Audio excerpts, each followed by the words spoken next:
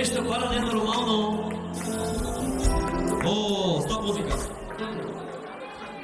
Благодаря ви. Как се казваш?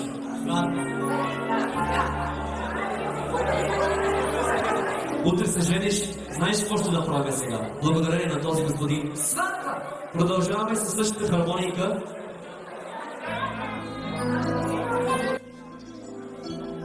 Ти, Иван, приемаш ли Живка за твоя вечна съпруга в добри и лоши дни? Да! Аплодисменти, дами и господа! Ти, Живка, приемаш ли Иван в добри и в лоши дни, докато смъртта ви раздели?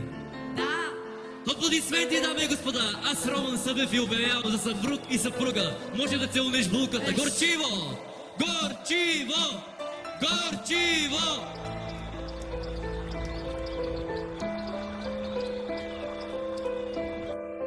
Любовта дълго търпи и е милостива. Любовта не завижда. Любовта не се превъзнася. Не се гордее, не безобразничи.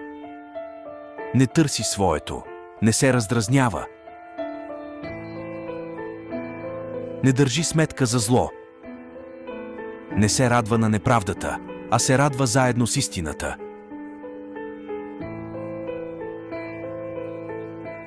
Всичко премълчава, на всичко хваща вяра.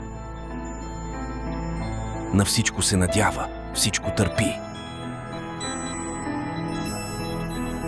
Любовта никога не отпада.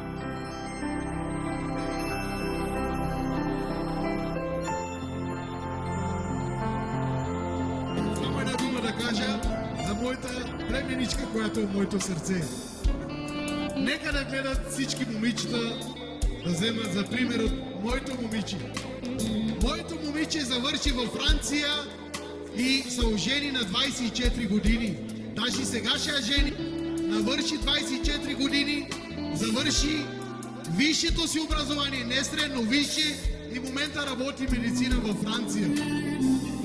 Всичкото, което е казала като дете, аз ще завърша, аз ще стана медицинска сестра, аз ще работя в поликлиника и в аптека. Направи го и тогава си избра момче. Бъди ми благословена, моето момиче.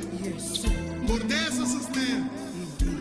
Нека бъдем образовани, за да вървим напред. Това е истината, за да сме равни с целия свят. Ние, ромите, специално. Образованието. Аз просто наистина съм бездумие. Още веднъж аплодисменти, а сега един хубав танц. И след това започваме даряването.